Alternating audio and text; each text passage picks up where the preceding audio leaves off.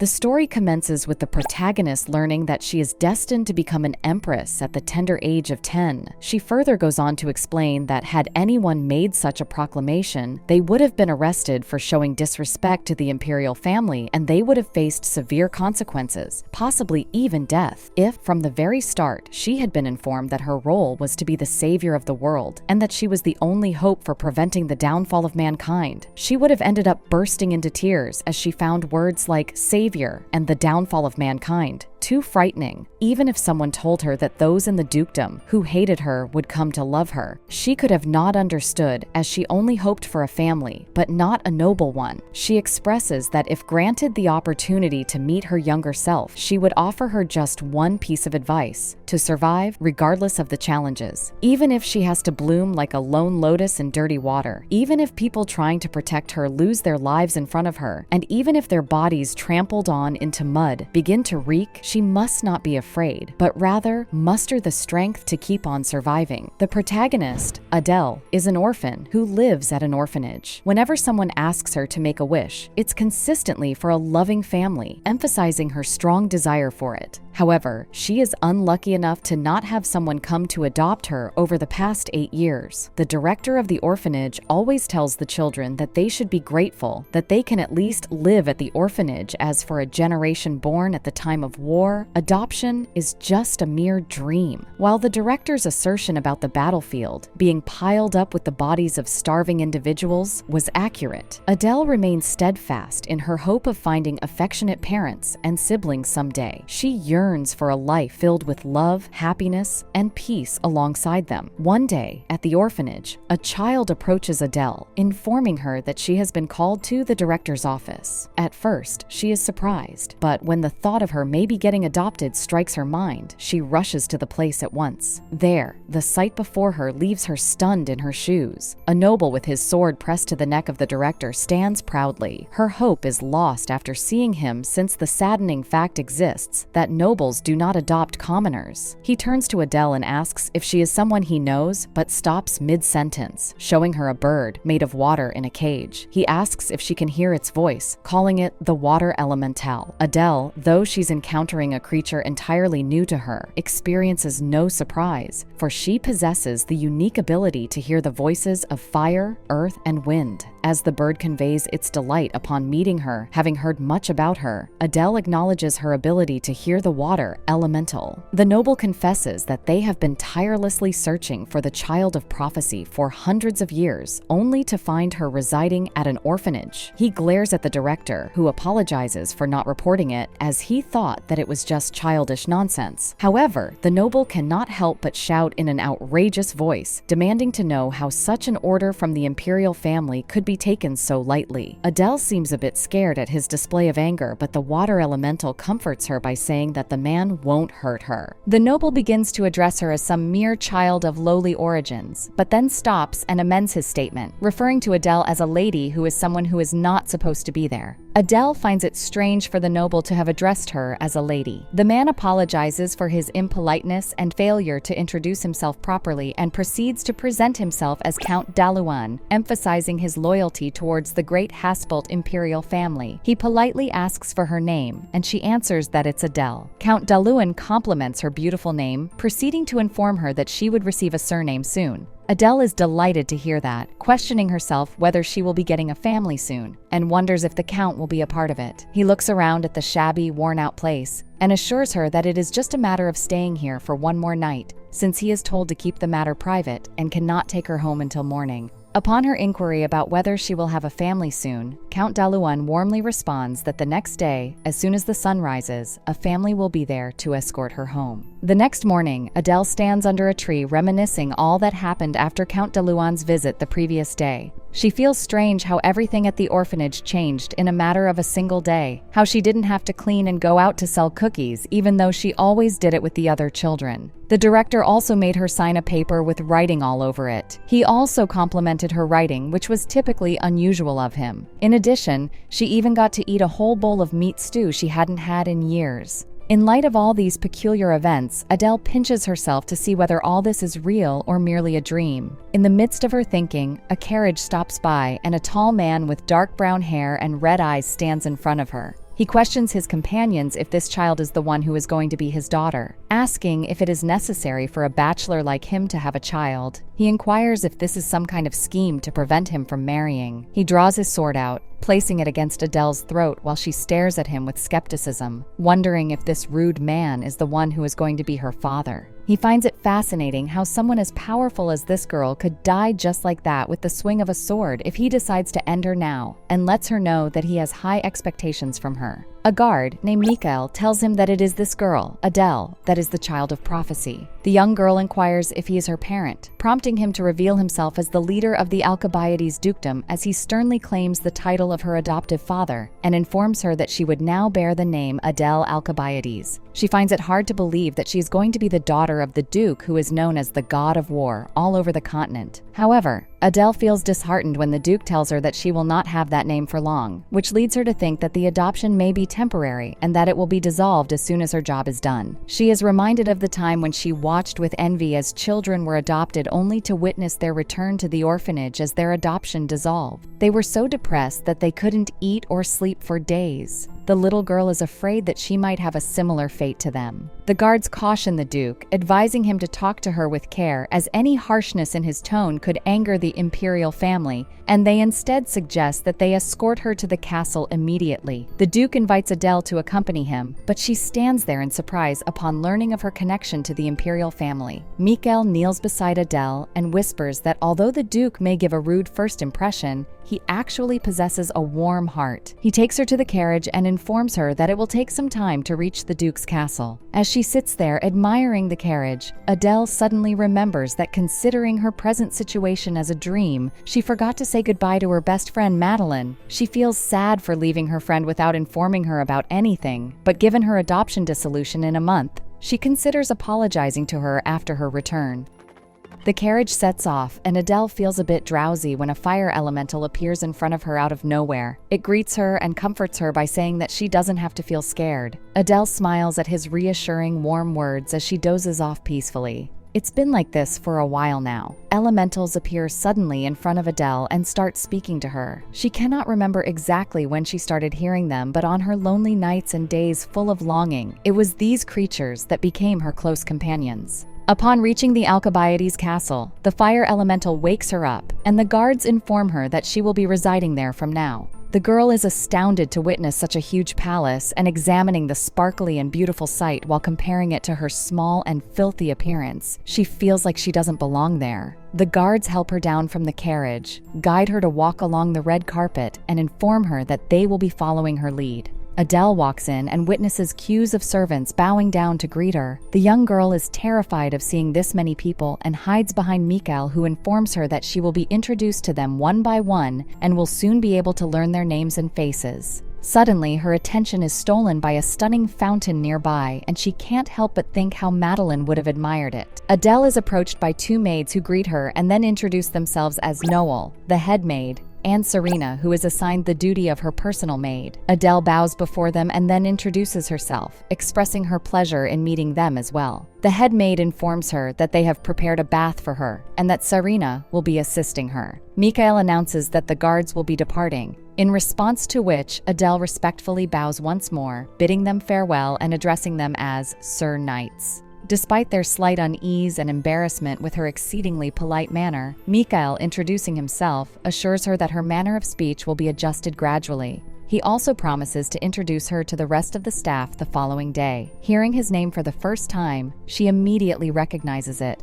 This is because every time she walked around selling cookies, she heard people whispering about the mad dog Mikael. She lets him know that she has something to ask him, but even though she has numerous questions filling her mind, when she stares into his beautiful purple eyes, she is amused to see such a pretty color and forgets what she wanted to ask him in the first place. Since it's late, Mikael offers to arrange an official meeting the next day for the two of them where she should feel free to ask him anything, and then excuses himself after advising her to go to bed early. Serena leads Adele to her room and explains that she will be taking a bath there. Adele enjoys her ritual in a tub filled with fragrant rose petals, while Serena helps wash her hair. She's amazed by everything, feeling like she is living in a dream. The bathroom alone is even larger than the entire room she shared with the others at the orphanage, and she remembers how they could only wash when it rained or when they visited the nearby stream. The maids dry her up and change her into new clothes. All these beautiful gestures and things overwhelm her instantly, but she manages to keep her emotions in check.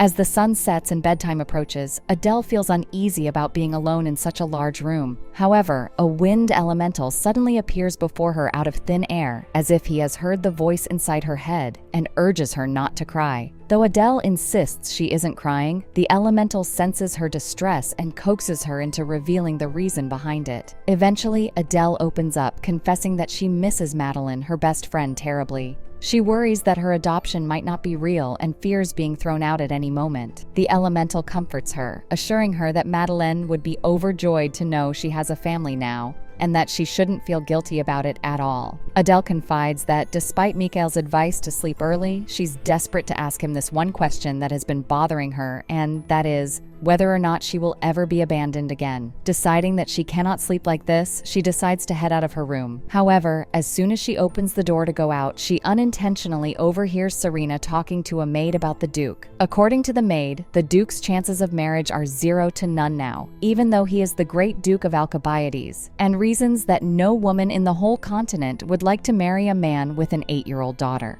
Hearing their conversation, Adele easily figures that they are talking about her. Serena continues by saying that considering the Duke's age, they should not have done this to him even if it was an order from the Haspelt imperial family. The Duke is just 25, which is too young for him to go as far as to raise a child upon mere orders, since he still has his whole life ahead of him. According to the maids, this whole situation may even lead people to think of him as the imperial family's dog, somebody who would do anything to please those higher up in the hierarchy. Adele recognizes the word imperial family as she has heard of it from one of the nights before. Curious about her sudden outburst, the other maid asks if something is bothering Serena, as she is speaking very harshly about the Duke, something that they don't usually do while in the vicinity of his manor. Serena seems furious and expresses that she thought she would have had a chance with the Duke since she, the woman that the Duke fell in love with, disappeared. The wind elemental advises Adele not to listen, yet her mind is already occupied with thoughts about her adoption's connection to the imperial family. All she was asked was if she could hear the elementals, which makes her wonder what would have been the consequences if she had been untruthful. She is disappointed to learn just how unwanted she is at this place, and asks the elemental what Serena meant by chances of marriage, only to learn that it represents whether or not the Duke may have a wife for himself in the near future. Adele considers herself the barrier between something the Duke may have wanted and expresses her desire for wanting to have a mom. However, she is worried about her chances of being loved by her new mother, even if the Duke were to get married, since she's desperate to be loved by a family she could call hers. The elemental comforts her by saying that everyone will soon love her. But by now, Adele is already half crying. Still, she tries to fight back her tears since she is told that good children don't cry and is afraid of being disliked even further. As the birds chirp in the morning sky, Adele is woken up by Serena, whom she greets by saying good morning. Serena informs her that the Duke will be returning shortly and that they will have to get her changed so that she can greet him. Adele feels nervous to learn that, as she hasn't spoken to the Duke since he came to adopt her. Out of curiosity and not knowing the royal ways of greetings, Adele questions how she would have to do so, the greetings and all, leading Serena to offer to stand beside her throughout her meeting, if she needs support. The two of them make their way outside, where Adele notices the familiar rows of servants ready to welcome the Duke, just as they did on her arrival. She figures that this is the customary way by which members of the Duke's family are greeted upon their return. The gates of the palace soon open and the Duke, along with his knights, return on horseback. Spotting Adele, he dismounts from his horse and Adele detects the scent of blood. When the maids welcome him, he requests a handkerchief and cleans his hands before turning to Adele. Feeling uncertain about how to handle being a father to an 8-year-old for the first time, he turns to the knights for guidance.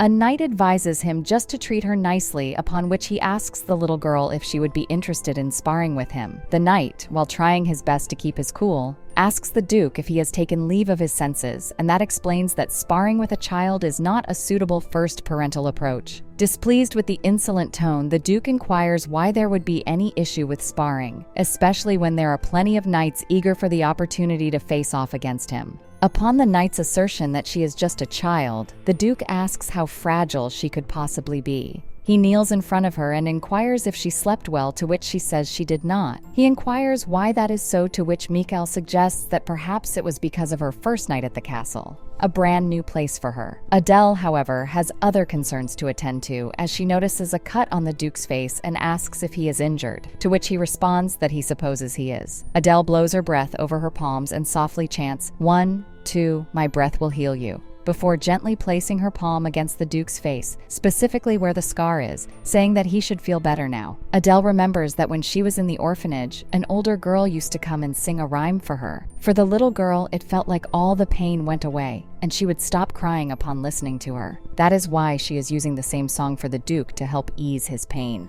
When the Duke hears the rather sweet song, he can't help but feel surprised and a bit flustered since he does not know how to respond to her kindness, so he acknowledges it by thanking her aloofly. But that small act of gratefulness is not enough for Adele as she notices another gash on the Duke's hand. She asks if he is hurt anywhere else, but when the Duke tells her he is all better now, she points at his bleeding hand. He reassures her that it is nothing. Meanwhile, the rest of the knights try to control their laughter at the wholesome yet embarrassing father-daughter exchange. Still reeling from her acts of compassion, the Duke asks what her age and name are. When Adele introduces herself, she politely questions what his name is. The stern Duke introduces himself as Aizen, and Adele immediately registers her father's name. Seemingly done with the conversation, Aizen gets up and strides towards the castle, saying he is tired and wants to retire. However, this leaves the little girl disappointed because she still hasn't asked him about what she heard the previous night. Still, she chooses not to halt him in his tracks and allows him to rest up. Adele returns to the castle and thinks about what Serena and the other maid were discussing. She had heard the red-haired maid talking about a mysterious she who disappeared before Adele came to the palace. By the way that Serena was talking, it seemed like she had feelings for the Duke and was hoping that she could have a chance with him now that the mysterious woman had gone missing. The innocent little girl believes that because of her existence, the Duke lost someone very dear to him. Just then, the maid interrupts her thoughts and brings her in for breakfast. On her way, Adele can't help but think about how once she returns to the orphanage soon, Serena might finally be able to be with the Duke without her interference. The poor child feels guilty for imposing on their lives and silently tells Serena that soon enough she'll be out of their hair. When Adele arrives in the dining room, she can't help but mutter an astonished wow as she sees shiny cutlery and delicious meals decorated on the table. A gray-haired chef tells her that the dish in front of her is sirloin steak. When the poor girl who hasn't seen luxury all her life seems confused, Serena comes to her aid and informs her that it is actually beef. Instead of being happy, Adele is nervous because she doesn't know the basic table manners of the noble, but she recalls reading about them in a book and decides to act through her memory. She uses the fork and knife to cut through the meat and instantly perks up when deliciousness hits her taste buds. She notices that the whole staff is looking at her and is uncomfortable because she is not used to eating like a noble. When she drops her fork, the chef looks at her surprisingly because of how little she eats. Another staff member says that if she doesn't eat much, the Duke will punish her. But before he can say more, a guy stops her from speaking. The blue-eyed, innocent girl is confused, but her thoughts are interrupted by Serena, who sternly tells her to eat bell peppers even when Adele says they don't seem appetizing. The maid tells her that she should not be picky with the food if she wants to grow up healthy. Adele hesitantly takes bites of bell peppers because she feels pressured. However, some of her discomfort is relieved when the chef, with kind eyes, compliments her. The little girl innocently perks up and gives him a compliment in reply. To this, the whole staff gushes over her innocence as Adele continues to eat her vegetables, this time happily.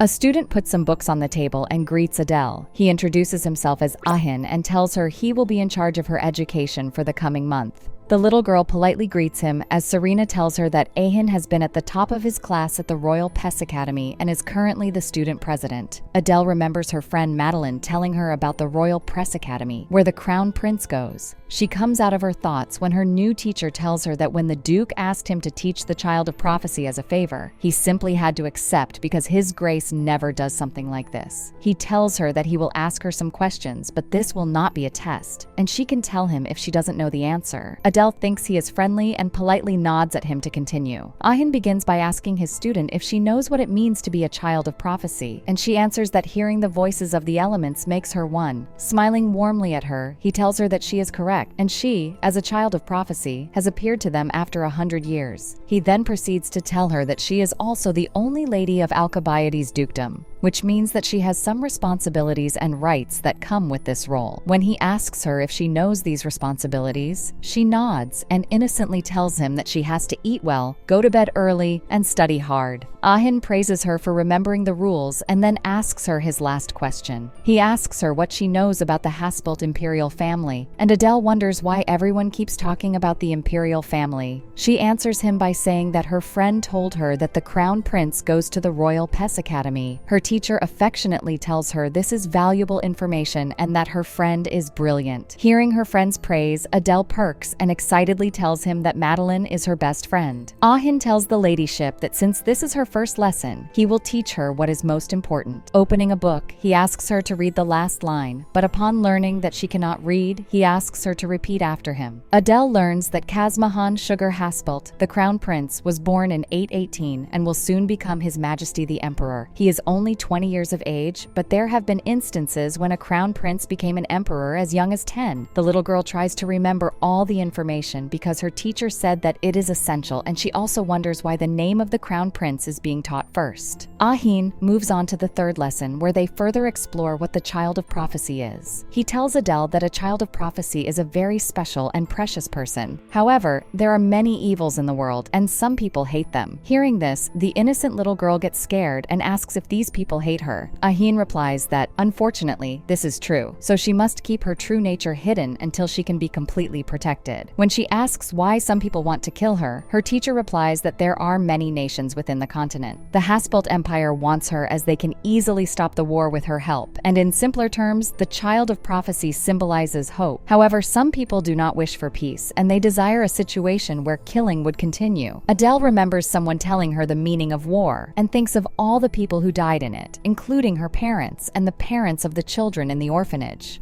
Ahin tries to make her understand that she is an extraordinary person and that their hope of stopping the war is why she should treasure herself. He then informs her that 5 knights will be entrusted to see to her safety, and she will formally meet them after her lesson is over. Adele wonders that with the war going on, the knights must be precious, but she gets 5 of them and wishes that Mikael is one of her guards. However, the little girl still does not understand what treasuring herself means, so Ahin explains that there is a very simple rule. The rule is that the nobles must speak without formalities to the staff, whether a maid, servants, or knights. Adele thinks that this must be the reason everyone was staring at her funny when she was polite to them. She also ponders over the fact that she does not feel like a lady, no matter how many times they say that to her. Her teacher then makes her practice being informal with Serena standing beside her. Adele hesitantly calls her name, and when Ahin urges her to say whatever is on her mind, she says she likes Serena. This takes aback her maid, but Adele thinks that just because someone does not like her does not mean that she has not to like them back. Her teacher praises her and urges her to continue speaking informally in the future before moving on to teach her reading and writing. Adele is looking at the heaping pile of homework given to her when Serena asks her if she meant what she said earlier about liking her. Serena interrupts her while Adele is busy with homework and asks whether she meant her little confession during the lesson. The quiet girl agrees, and when the maid asks her where the sudden confession came from, Adele innocently replies that you should always tell the other person if you like them, because you might not get another chance to do so. Hearing such wise and pure words coming out of an 8-year-old girl, Serena is taken aback. She doesn't know how to process her innocent confession, so she rushes to get tea for her lady, but she stops midway and says she'll get her the best tea in the continent, leaving Adele surprised and warm from their interaction. The air element whooshes in and frantically asks the girl why she decided to forgive the maid when she was the one to hurt her little heart. Surprisingly, Adele starts to defend her new friend and says that Serena only said hurtful things because she thought the girl wasn't listening. The little princess then goes on to say that it's easier to forgive than to be mean. The green air element is proud of the wise, innocent girl and pledges allegiance to her. She only advises Adele to learn to treasure herself more, and it only makes the little girl go back to her thoughts. Just then, the maid opens the door happily, and the air element hurriedly leaves. Adele looks up to see a handsome man accompanying Serena, and she perks up to see Mikael again. He formally introduces himself again as the blue-eyed girl looks at him in surprise. She wanted him to be her guard when her teacher informed her about how guards would be appointed to her. Suddenly, her gaze shifts towards a blue-haired girl who introduces herself as Tara. Another guard with rainbow-colored hair introduces himself as Chopin and claims to be the most artistic and interesting among the guards. The little girl is excited to see his eccentric hair and compliments him. Another guard comes forward with a serious look on his face and calls himself Rogue. When he is talking, Chopin chimes in, and they both start bickering like children. Adele can't help but admire their friendship as another guard swoops in and takes a jibe at Rogue. He introduces himself as Fabian and goes on a rant about how is special among them all because he volunteered himself to protect the little princess. The rainbow-haired guard can't help but tease Fabian on his excessive compliments to their new princess. The little girl is confused because she doesn't know the meaning of voluntary. So Serena comes in for her help and quietly tells her that Fabian chose to protect her while others were assigned. Being the pure-hearted she is, Adele thanks the guy and gets a shy reaction in response. She then introduces herself and everyone gushes on her cuteness. They all start talking when Mikael raises his hand to stop them and asks the girl if she is being disturbed by their noises. Adele doesn't agree and says they are all good people, to which her closest guard smiles. He then explains that the guards will change shifts 3 times each day and that she shouldn't trust anyone with her secrets and food. The innocent girl listens intently when her guard tells her that if Adele wants to talk to someone, she can come to Tara anytime. The young princess nods, but she stops when she remembers the question that has been bugging her ever since she came to the palace. She nervously starts talking about how she had doubts about retiring to the orphanage, but after her session with her new teacher, she doesn't have any of those concerns. But one thing is still bothering her, and she needs Mikael's help. Her guard politely asks her, and she reveals that she wants her father to like her and needs his tips. The guards are surprised and look at Adele hesitantly, before Mikael speaks up and says there is a way to make his grace like her. He says the ladyship must study hard and tells her about a rose garden in the Duke's castle. He says that if she spends time studying there, she will get closer to the Duke because he likes family members who study hard.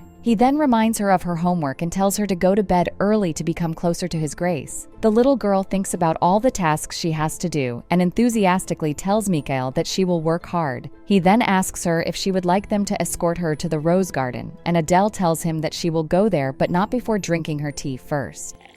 As she drinks her tea, she can't help but appreciate the combination of bitter and sweet. Serena tells her that the tea is called Gold Rodman, and it is from the Bosane Empire, known for its tea. Behind Adele, Chopin gasps as he hears the name of an extremely rare tea. The little girl thanks the red-haired maid politely, who in return tells her that she was just doing her duty. In the rose garden, Adele is determinedly doing her homework, which is to memorize and correctly pronounce all the letters of their language before their next lesson. She only knew her name before in the orphanage. Children were not given proper education, which means the poor girl had a lot to memorize. She tries writing her father's name, and Serena helps her understand the capitalization of the first letter, all the while praising her for doing a good job. Time passes by, and Adele wonders when her father will come. Mikael said that as long as she studies hard, she can get close to her father, which makes the little girl wonder if she is not studying hard enough. She wants to see him, but then thinks he may not want to see her. Disappointed, she thinks Mikael does not lie, so her father should be here. Seeing the ladyship upset, Rouge hesitantly begins to address what Mikael told her, but Chopin, who is standing beside him, gasps as Duke Eisen walks towards them. Adele is surprised that his grace really showed up and thinks that Mikael was right, who comes walking behind the Duke while giving her a smile. Her father looks at the papers on the desk and sees his name on them. He comments that the newly created letter is a work of art. Adele does not understand what he means by created letters, but she assumes that he is praising and complimenting her because he said that it is a work of art. Adele is writing when her father calls her and tells her she has ink on her face. The little girl gasps and tries to rub her face, but her hand also gets dirty in the ink. She looks down and gently apologizes for getting dirty. The Duke gets taken aback at first, but then gently tells her it is all right and all the children are like that. Adele, wanting to be liked by her father, quickly speaks up and tells him that she studied really hard. His grace gets confused, so he asks her what she wants him to do with that. This makes the little girl continue to tell him that she learned the crown prince's name and how to write. She also learned what being a child of prophecy means and memorized all the names of her guards. The Duke hesitantly praises her, and in return, Adele tells him that she eats really well too and will be going to bed early. Her father patiently listens to this and tells her that she is a remarkable child who has been diligent in her responsibilities. He sits beside her while telling her that this reminds him of how hard he studied when he was young. Adele is interested in the conversation and asks him in surprise if he studied hard too. Duke Aizen replies that he learned this when he was 2 years old, which makes Mikhail, who is standing behind him, sigh. Wishfully, the little girl's father tells her that his father never supervised his studies because he was always distant from him, and on top of that, he passed away early. He then writes something on a paper and tells Adele that there is one matter she must understand. Noblesse oblige is the responsibility of the privileged. When she asks what this means, he draws a pyramid and tells her that nobles reside towards the top, and from there it is the middle class, commoners, and slaves. At the very top is the imperial family, and there is no pope in the Hasselt Empire since the emperor has the divine right. Only one sits above them, who is the divine beast, but Adele sits atop even the divine beast. The little girl is startled by this information and says she does not understand. Aizen tells her that she will understand everything in time, and her enthusiasm for learning is impressive. He praises her for doing well and tells her she only has to endure this for 1 month. Wide-eyed, Adele remembers Ahin saying the same and wonders if she will be abandoned after that. Her father gives her a handkerchief to wipe the ink from her face with Biasirta written on it. She thanks him and tries to read the name while thinking that this must be the name of the handkerchief owner. The Duke then continues to tell his daughter that nowadays many nobles do not fulfill their obligations for military conscription, but that is wrong of them. They must learn to be generous precisely because they are nobles, and they must be prepared to pay the price of living a life of luxury. No subject would willingly serve and respect a noble who lives only to enjoy their riches. Adele absorbs all the information her father is giving her and thinks that this is all so different from life at the orphanage, but at the same time, she is happy because the Duke seems to think she is special. The little girl looks up at him and tells him she will never forget the noblesse oblige. To this, Duke Aizen says that he wishes someone had explained this to him when he was young while putting his hand in his breast pocket. Mikhail, thinking he is getting his cigarette from his pocket, quickly speaks up to tell him that smoking is harmful to kids. The Duke looks back at him to say that he quit smoking while taking candy out of his pocket. He says that someone told him candy would help him resist his cravings, but as he puts it in his mouth, he states that it tastes awful. The Duke rises and adjusts his coat, preparing to take his leave. Mikhail questions if he would be leaving just like that, to which the Duke wonders how else he should be leaving. Mikhail gestures in Adele's direction with his eyes, indicating that there is something he should do beforehand. Adele figures that Duke Aizen is about to leave, so she stands and bids him farewell. When the Duke remarks that even Adele is encouraging him to go, the knight clears himself by saying that it is not what he meant. The little girl soon excuses herself and requests the Duke to extend his hand, demonstrating how to. The Duke does so, and Adele slips beneath his hand, patting herself with it, to which the Duke gives her a strange look. She has always wanted a father to pat her head like this, and in alignment with her expectations, the feeling she has from this gesture is rather phenomenal. Tara squeals at the sight of this adorable shower of affection, and Adele finds everyone staring at them, so she feels a bit embarrassed, questioning herself what she should do now. The Duke asks whether she washed her hair, to which she affirms with a yes. He pats her head again, saying that it seems like she wanted some praise. Eventually, after wishing her a good night, he departs.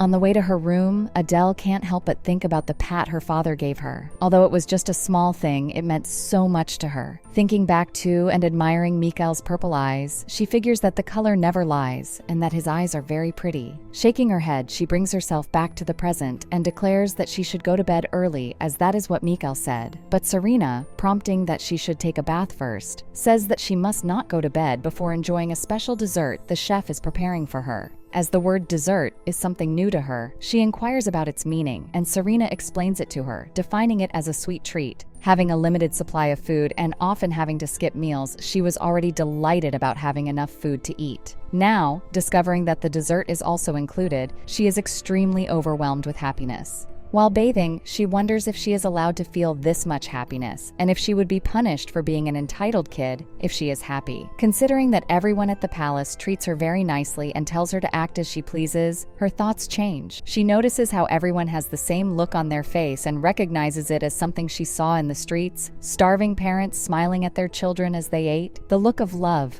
unmistakably. It used to make Adele think about how much they must love their children to be happy, even when they are the only ones to eat while the parents themselves are starving. This sight used to make her extremely jealous. Later on, Adele delightedly munches on the dessert when she spots some cute rectangular things that appear to be fluffy on the table. She asks what it is, and Serena explains that she can eat them with her hands, telling her that they are called marshmallows. She compares them with a dried-up pillow decreased in size and then goes on to ask about another snack. Serena familiarizes her with Madeleine, a traditional cake. The name immediately reminds her of her best friend, and she wonders how she must be doing, as a sharp pang in her chest causes her to realize that she misses her immensely. She informs Serena that it is her friend's name, and she recognizes her as the one who told her about the Royal Press Academy. Adele continues by saying that the cakes remind her of Madeleine, and the marshmallows are just like Serena. The maid stands quietly there in shock, confused at how this could be possible. The girl describes her conversations with Serena as an experience of feeling light, tingly, and warm. Initially, she linked the maid to cotton candy, but later realized that marshmallows were a more suitable comparison, as they provided a sense of fullness that cotton candy lacked. The guards, Chopin and Rogue, playfully tease Serena, guessing that Adele's comments might be a reference to the woman's chubby cheeks. They whisper that Adele may have unintentionally insulted her appearance. Informing them that she can hear them, however, Serena tells Adele not to worry, as those creatures always mock each other's appearances. The duo is pissed at being called creatures, but they all do not look upset with each other. This leads the little lady to regard them as good friends, and she hopes to establish a similar friendship with Serena. The maid turns to Adele and agrees to all that she said, which Rogue finds pretty fake, however. The little girl is pleased to hear that, and upon her request, indulges in eating more food.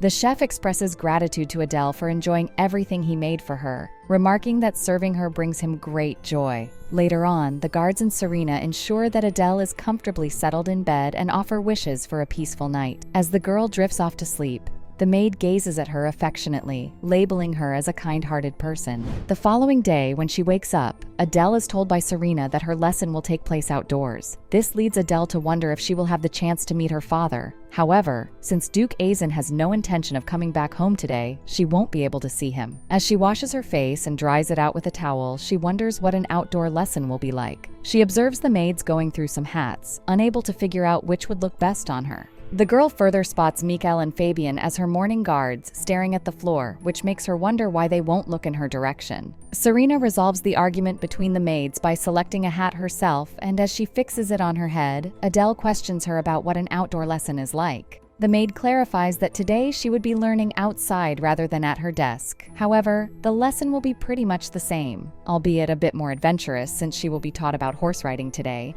something that she is destined to learn because she will ride the divine beast someday. Serena requests Adele to pretend that she didn't learn it from her, but rather heard it directly from teacher Ahin, as this is to be her most important lesson. Recognizing it from what the Duke said the previous day, she remembers that the beast is above the Emperor. She hopes for it to not be an animal, as she is terrified of such beings and is afraid to even get close to them, hence, riding one of them is out of the question. Because of the war, humans are not the only ones affected. Animals also starve to the extent that they have no other option but to eat people, as Adele herself has witnessed a dead body being eaten by them. Having to see a child being snatched by an eagle and a boy with a bite mark on his thigh from a dog, even the thought of encountering such creatures makes her tremble. As all the maids are busy making a selection for Adele's clothes and the room is buzzing with their voices, Serena notices Adele teary-eyed and asks the others to be quiet. She inquires about what is disturbing her, and the girl dives into her arms, crying, calling her big sister, while she loudly weeps. The confused maid looks at her with adoring eyes and comforts her after giving her a pillow to hold onto, deducing that she must have imagined something scary. Once the girl calms down a little, upon another maid's question about what they should choose as her outfit, Serena advises them to go with the most reliable option so that Adele doesn't get injured. Since the maids don't know her size, Serena herself decides on her clothes, opting for a shirt with a coat over it, which makes the little prophecy child look like a lady. Upon noticing how cute her new clothes are, Adele is reminded of how dirty she was the first day she arrived here. Her attention quickly shifts to the other garments before her, and she stops to admire the unique design on her gloves. Serena explains that this pattern specifies that the product is the work of designer Saint Laurent, one of the most famous clothing designers in the continent. Serena notifies the guards that her ladyship is ready, prompting them to raise their heads and greet her. She acknowledges and wonders if they are obeying some kind of rule that they cannot greet her unless she is dressed up. Mikhail smiles at her and she yet again admires his beautiful purple eyes, noting that they appear pretty even in the morning. As the carriage reaches the venue, Mikhail helps Adele down. She clings to his hand and inquires about their location. He replies that they are still in a section of the Duke's castle. Adele is mesmerized to know it considering the lengthy carriage ride they just had, yet they are still in the castle grounds. It's hard for her to believe that this huge place is her home. Adele spots teacher Ahin, who walks towards her with horse reins in his hands. After greeting her, he explains that her outdoor lesson is about horse riding. Adele hides a little behind Mikhail but still agrees, even though she is terrified to see such a big animal.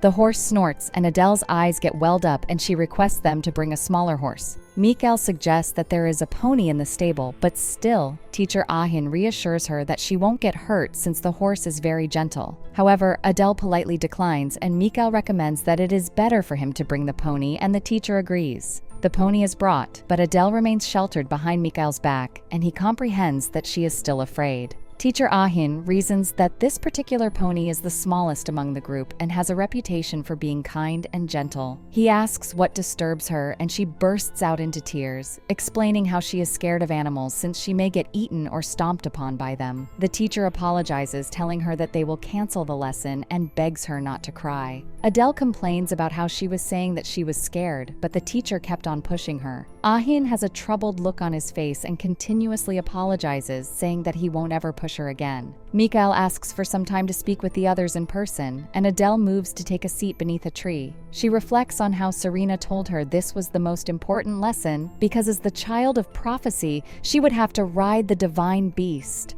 As she feels distressed thinking about it, a boy with white hair and black eyes appears out of nowhere. As Adele turns to look at him, he inquires if the others have upset her, offering his help if needed. Adele is startled to see him appear just like that, but finds him really pretty. As she admires his beautiful looks and wonders who he is, the wind elemental ensures her that she can trust him, allowing her to deduce that he must not be a bad person. She inquires how he would save her, and he says that he must somehow be able to do it. She glances at the others discussing, with the pony by their side, and agrees to flee with him, raising her hand for him to help her stand. Mikhail and the others are alarmed to notice Adele's absence and start searching for her everywhere. As she runs hand in hand with the boy, she spots the others looking for her. She remembers what teacher Ahin told her about people who are after her life, but considering what the elemental told her, she figures that she can trust him. The duo runs quite a distance, and then Adele asks to stop. As she catches her breath, she explains how it is hard for her to breathe. He signals for her not to speak, but she still stares at him, admiring his beauty. She notices how they are still holding hands and inquires if he is a servant. Considering the fact that everyone who works in the Duke's castle is from a noble family, she wonders if he is a servant who has a noble background because he looks like royalty. Since she is already at ease talking to him, he reassures her that inquiring about his identity is unnecessary. She deduces that he must be a servant, as any noble would have not liked being called one if they were not. She loses grip of his hand, feeling its warmth, and questions what his name is, and he introduces himself as Kaihan. Though the name sounds familiar, she is unable to recall where she heard it from. Kaihan, on the other hand, says that he would prefer if she calls him Khan. She admires his name, while he inquires about the reason behind her tears. She remembers what had happened as the whole scene just left her mind when she was with Kahan. She explains all that happened from the grown-ups forcing her to ride the horse to her feeling dumb and sad for not understanding anything about the prophecy and the divine beast, adding that everyone keeps saying that she is only there for 1 month, which makes her even more frustrated. Kahan understands that Adele is worried about being abandoned again. To get to know her better, Kahan glances at her and questions what else has been bothering her. She opens up by saying that she is afraid that all these wonderful things that just happened to her will come to an end soon, and that everyone she has grown to care for will eventually leave her. She doesn't know if it's okay for her to feel happy with them in the present moment. Kahan realizes that Adele hasn't yet been briefed on the complicated situation, assuring that it is pointless for her to worry. Although Adele didn't mean to tell him much, since he asked so nicely, she couldn't help but open up to him. She thanks him for listening, and in response, he says that it is nothing but gives his opinion about the dukedom not being suitable for her. Adele doesn't agree with him. She elaborates on the warmth and kindness she has been receiving from everyone by telling him how they give her lots of desserts, even though they sometimes slip in some bell peppers as well, but they also put rose petals in the water when she takes a bath, especially indicating that the Duke also patted her head. She also says that although she doesn't know much about the guards and Serena, they all seem like amazing people and are always nice to her. Kahan comments that if they are nice people, they must keep track of her and not make her cry, which they recently did. Whereas highlighting his own abilities, he explains how he was the one who helped and ran off with her. Realizing what he just did, Kahan is horrified and tries to figure out how he would clear the messed up situation. He turns to take his leave, making Adele question where he is going. Saying that he is a little preoccupied, he suggests for Adele to head back. Adele is sad to hear that, considering how he promised to save her and helped her escape from the guards, but now he is planning to leave just like that. The lonesome young girl clings to his hand tightly, pleading for him not to leave. Adele is aware that if she returns to Mikael now, she won't be getting into any trouble, but she's reluctant because she believes she has finally found a friend and hopes Khan will stay a bit longer. He questions what they will do if he chooses not to leave, and Adele expresses her curiosity to learn more about him. He thinks for a while and then reveals that the adults are always talking about marrying him off. He knows that marrying at his age is uncommon, but due to the ongoing war, it has become a necessity.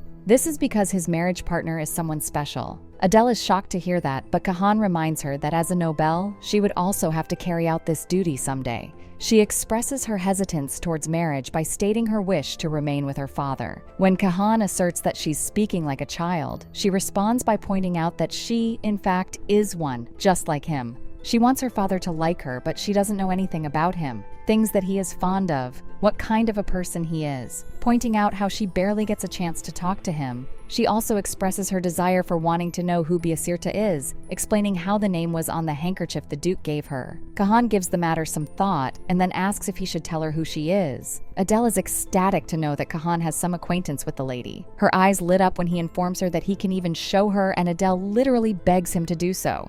Adele doesn't know who Biasirta is, but she is sure that this woman is someone special to her father, and if someone is special to her father, she wants to know about her too. Holding on to Khan's hand, Adele asks him to show her because they are friends. He smirks at being called friends, questioning if they really are one, to which Adele delightfully smiles and agrees. She remembers that Madeline told her that age doesn't matter in friendship, as she was 1 year older than her. Kahan likes the idea of being called friends and agrees to tell and show her about Biasirta. The two of them walk a long way, and Adele feels like she is on a quest in a fairy tale, the kind she read about in her storybook, the ones where brave warriors save the princess who has been kidnapped by a dragon. As the weather is extremely hot, she gets all sweaty and calls out for Khan, telling him that she doesn't feel good. Looking at him, she figures that she is the only sweaty one, as Kahan doesn't look tired at all. He asks her to push on a little bit as they are almost at the location, pointing to a nearby building. He says that they will be going there, introducing the building as the Blessing of the Divine Beast. Adele finds the name somewhat strange, and finding not even a single soul around the place, she feels uneasy. She also spots statues of animals and feels like they are looking at her. Kahan explains that Adele should be the one to open the door. She proceeds to do so, holds onto the door handle, and then pushes it. The door opens with a creak, and Adele finds it strange that it was not locked. She steps in with Kahan and is amused to see a huge painting of her father with a beautiful lady hanging on the wall. She immediately recognizes her father's younger self, whom she hasn't seen smile that big since her arrival.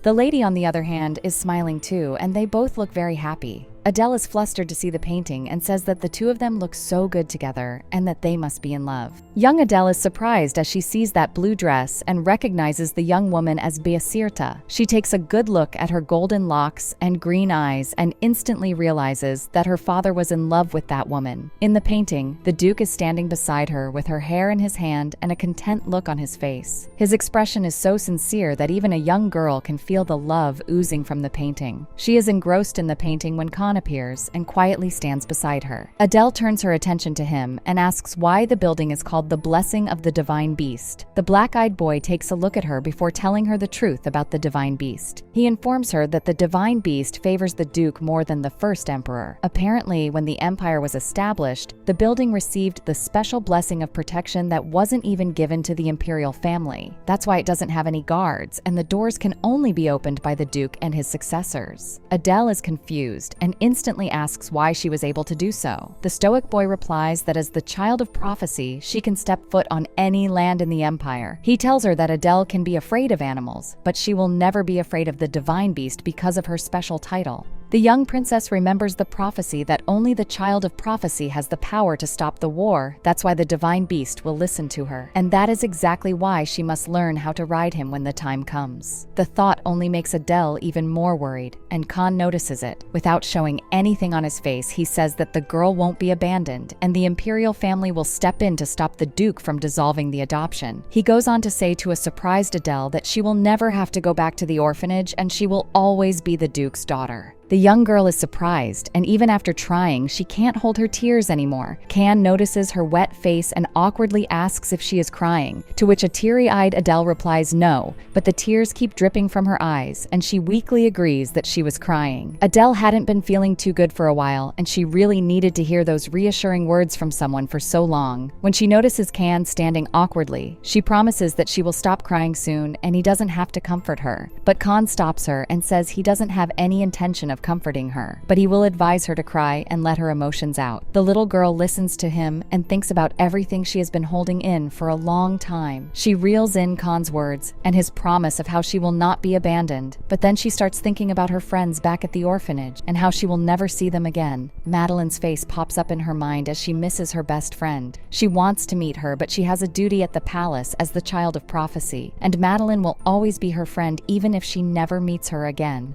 She finally wipes her tears and looks up at the gray-haired boy who is already looking at her. He then turns to the portrait and confesses that this is the first time he has seen Biasirta, and before this, he had only heard rumors about her existence. Being the curious kid she is, Adele asks what happened to her, and Khan, like a good history teacher, informs her of the Duke's dark but sad past. He informs her that the woman has been trapped within a wall of ice, and it is very unlikely that she will ever return. He says that she has been trapped since a week before her wedding to the Duke, and if it wasn't for the curse, she would have been her mother. The young girl mouths the word mother and questions what happened between her and the Duke that resulted in her getting cursed for an eternity. Back at the palace, the head maid of the house angrily screams at the guards about where the young ladyship is. Mikael and Fabian don't have an answer, so they bow their head in shame and disappointment. Serena realizes that the girl is missing, and she gets worried for her as well. Adele's teacher, Ahin, steps in and says that she didn't realize how much she was afraid of animals, and that it's his fault that they all lost the princess. The purple-eyed guard can't help but apologize for losing Adele, when suddenly the door opens with a slam. Everyone gasps and looks at the Duke, who marches into the room and commands the guards to do only one thing: to find his child immediately.